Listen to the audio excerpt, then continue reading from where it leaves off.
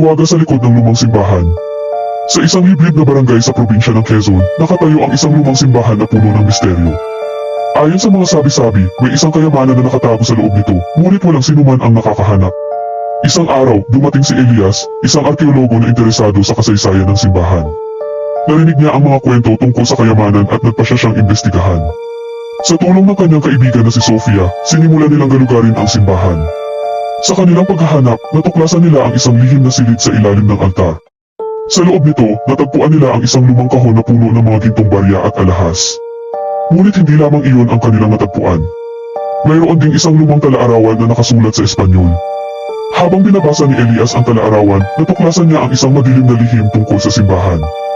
Noong panahon ng mga Kastila, ang simbahan ay ginamit bilang isang kulungan para sa mga Pilipinong rebelde. Ayon sa talaarawan, ang kayamanan ay pag-aari ng mga rebelde at itinago nila ito sa simbahan bago sila pinatay. Ngunit hindi lamang iyon ang lihim ng simbahan. Ayon din sa talaarawan, may isang sumpa na nakalakip sa kayamanan.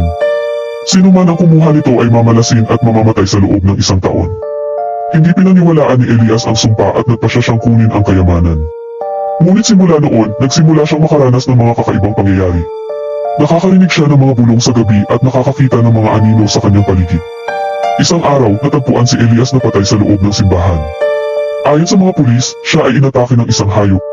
Ngunit alam ni Sofia na hindi iyon ang totoo. Naniniwala siya na ang sumpa ng simbahan ang pumatay kay Elias.